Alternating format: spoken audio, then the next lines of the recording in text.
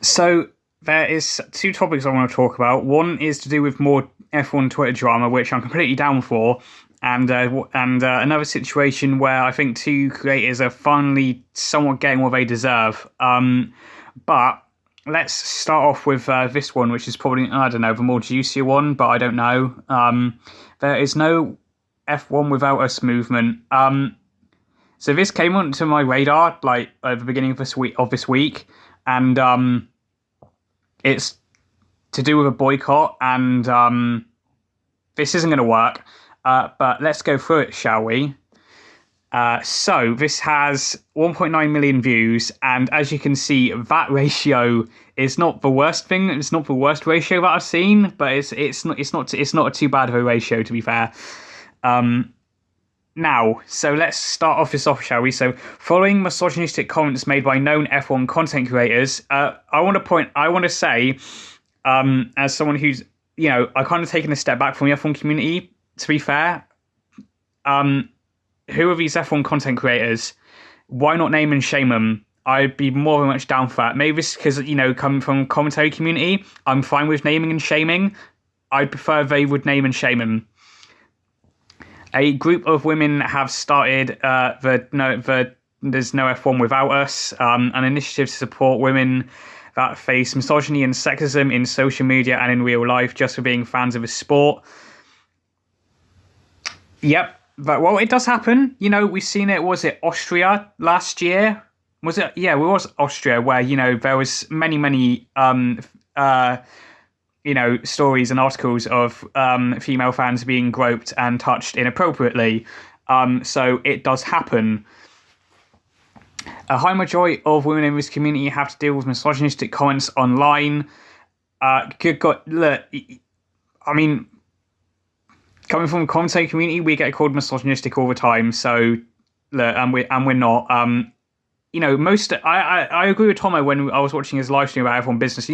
Most of F1 Twitter is actually fine. It's just, the vocal minority of people that make it the cesspool that it is. Or even harassment at races and from other fans. As I said, that happened in Austria. And, with certain... a certain stan base and, going after another certain stan base and vice versa. I don't really think, if you follow me on Twitter, you'd know what I'm fucking on about. The lack of support that we receive from the organisation and the drivers is most disheartening. We want to put an end to this now so the community can be a safe space for everyone. It's crucial that we, as the affected group, act immediately. If we come together to support one another, we can make a change. Enough is enough. This is why we are proposing a boycott of the sport from the 19th of May to 21st of May during the Emilia-Romagna made in Italy, Pasto is Italian Grand Prix. We need to show them that we are taking a stand against misogyny within the F1 community, so we invite you to take a stand with us and not watch the practice sessions, qualifying, and the race that weekend. We need as much support as possible to make an impact, to truly show them that there's no F1 without us. And then the hashtag... Why can't they just get this trending? There's no need for a fucking boycott, because boycotts do not work. The main reason is because you need so many people to get it to work. As someone who's played MCC, there's been many boycotts. I think, there was a 12.0 one, which actually we did get a response from that because, well, that 12.0 patch was fucking horrible when it first released. And then we had some other boycotts in MCC, which didn't work because it just requires so much of a community to come together. And again, the F1 community is sometimes it's good, but most of the time, sometimes it's good, sometimes it's bad. But people have their own opinions, and it just requires too much of the same people to think the same way and to actually get on with this. This is just not going to work. They have responded to a couple of points, and they have a couple of some responses to this. So some of you asked some questions, and rightly so. What the effect we hope? We are hoping that this gets get enough people to not watch the race. The viewership will drop by a decent amount, enough to make them notice and speak out, condemn with misogyny. Again, a hashtag's better. I'm no like business expert, but I doubt Liberty Media are going. They'll probably just see, oh, there's been a dip in viewers and just move on. It's as simple as that. What more do I need to say? I guarantee there is going to be a little dip, a very, very minute dip, and people are probably just going to write it off. I've seen some people say about this, it's like, oh, I might now watch it on 2 devices now just to make the numbers up. Because I know it's not a similar thing, but it has similar hallmarks to the Hogwarts Legacy boycott, of where people have started like this movement and people are taking the piss out of it. A little bit like me, I'm sure some people probably arguing I'm taking the piss out of this. I am a little bit. I do see where they're coming from, but it's just the wrong way to go about it. And besides, this gives me content, so but we don't. Yeah, just and it's enough to make him speak out and condemn with misogyny. Look, we've had this several times. Of just organisations coming out, like with IndyCar, they put out a statement after Pato and Callum Ilott were getting death threats for what happened during the race at Long Beach over the weekend. Which look, you are not a fan of sport. You are no fan if you think sending death threats is okay as well. And the statements like that, they don't work anyway. We've seen it with hashtag Drive It Out. That didn't last very long, and I don't think everyone have done it ever since. We're hoping to see that there are enough people in support of this that they have to do something. What if it doesn't work? Then we find something that does. Again, probably hashtag's probably the best idea. We are not resting until we receive support. I will believe that when I see it, because I can't see this working at all. Because movements like this on the internet do not last very long. Again, this is coming from someone in the commentary community. Stuff like this does not last long. Okay, but why? Our main goal is to bring awareness to the problems of misogyny and how women are treated in the sport that we all love and want to watch. This doesn't seem like enough. This is only our first step in making the community a space. I'd love to see what their other plans are. I will keep an eye on this as it develops. So, yeah, I don't know what more needs to be said. Like, you don't really need to think a lot. You don't really need to think hard as to why this is just such a bad idea. But they did put like a little little follow up. So, thank you to everyone for your input. We didn't expect this to get so much attention this fast. It definitely has blown up on everyone Twitter. As I said, was it 1.9 million views or 1.5? I can't really remember. I got from memory of a goldfish at the moment, haven't I? So we left out a lot of information, completely our fault.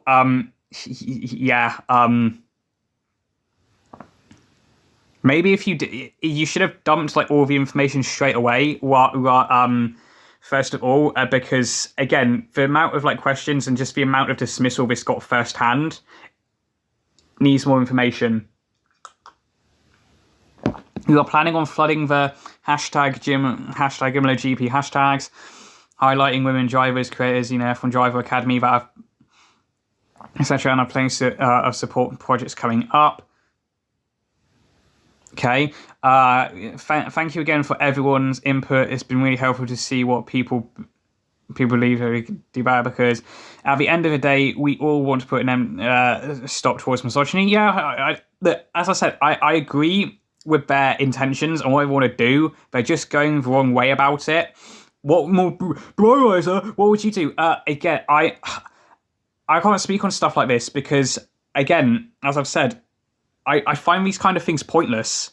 So I don't really, have the mind to think of what's best, because, again, I just find these kind of things pointless. Like with my previous video with Abu Dhabi 2021 petition, I just find it pointless, and I say why it's pointless, and I don't add anything to it because I just find it pointless. We can't change anyone's mind. We can't change people's beliefs. What we can do is bring the attention to the problem, get the support of those who have the power to support, to influence, to be heard. As we said, we didn't expect this to get the amount of attention. I think they did. When someone says that they didn't expect this amount of attention so fast, I do think they're lying. I think they knew this was going to blow up. As you know, F1's on a break at the moment for like 3-4 weeks. So that's just my personal opinion. We are working behind the scenes. We are planning out the details and are working to bring more to bring to the community. We will have more information shortly. We did not want to share too much before we had a solid plan and found our ground. You should have planned all this from the beginning and then made the Twitter account. That's just me. I do, it's just like me responding to like a T channel, because they only do they record for 30 minutes of their points, and then I have to actually research stuff like that because T channels don't do their research. But yeah, again, as I said, my thoughts on this movement. It's a good look. Fair play to them. I don't think it's going to work. I agree with their intentions. I just think they're going about it the wrong way. Which I know some people would probably class that as misogynistic because I don't believe in them. It's not that I don't believe. It's just that I just don't think it's going. I don't believe it's going to work because it just requires too much. It just requires too many people to, as they want to not watch the race and the qualifying or practice. But you actually didn't mention that, because it's going to be Imola. That's a sprint weekend, I believe. So you didn't highlight the sprint race. So can we watch the sprint? Maybe. Anyway, I'll push through my luck there. Anyway, I want to get on to another situation, which is to do with Pitstop. I've done a little bit of research into this yesterday, and I'm not a big fan of these guys. Was it Jake and Fabio? I believe their names are. I'm not a big fan of these guys.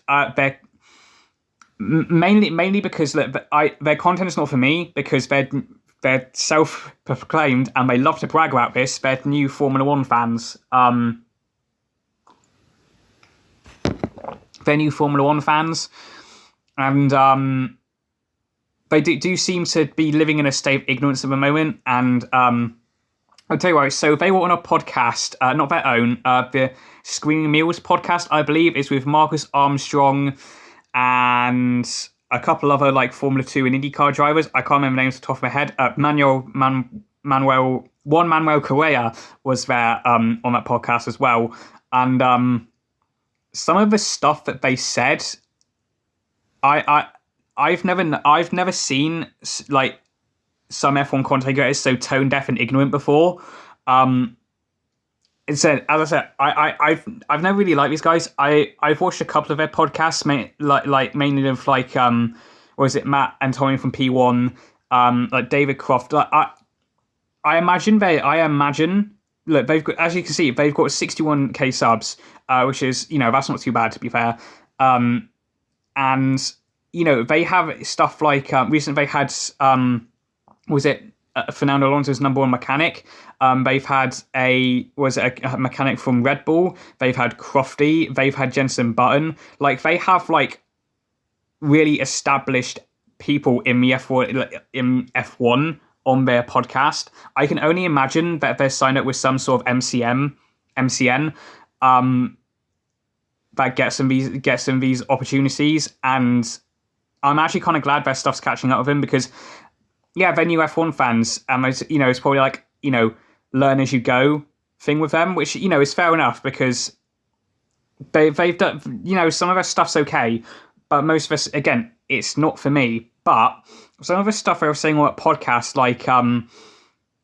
the main one is that fans don't care about their racing. They only care about the driver's personality. That first of all, that is That is a complete and utter lie. Like, what do I need to say about that? I personally watch Formula One for like 20 cars, and drivers going around in circuits, and having out on track, battles on track, and I do have my favorite drivers like Carlos Sainz, George Russell, people, and well, it's mainly those two really at the moment. To be fair, I'm a big Ferrari fan, so chucking Charles Leclerc as well. So yeah, but it's a completely wrong statement, and they've been doing this for long enough now, where to the point that they actually need to do research onto the guests that they have. Now, from my understanding, Manuel Correa, he just showed up. He wasn't meant to be there. But then, like, I can't remember which one of them it was. But one of them said that like with like this like I do believe they're willingly ignorant at this point, because they just like laughed and said we had no idea who you were. Which fair, because Correa's Formula 2. I watch Formula 2. Not a lot of people do. So. But yeah, I never like these guys because look, I know the joke is they do the clips circulate on Twitter, but they're funny to goof on. But I do think it's come to a point now where they actually need to start like taking themselves seriously, do research and on their guests, because either this is either gonna wake them up, or they're just going to be ignorant still, and they will they'll get into even more trouble, and something else is going to happen, which is probably going to be even worse. So yeah, that's it for this video. Again, 2 situations I wanted to talk about, so I thought I'd cram them into one video. So yeah, if you made it this far into the video, feel free to like it if you enjoyed it. Dislike it if you did, that's fine, because I've got to go out of my way to see them anyway. And if you enjoy my other content on this channel, feel free to turn that red subscribe button to grey, even though this time it's now white. I've just noticed that. But turn it to grey, and turn the grey, get the bell ringing as well, so you never miss an upload. And I'll see you in the next video. Goodbye.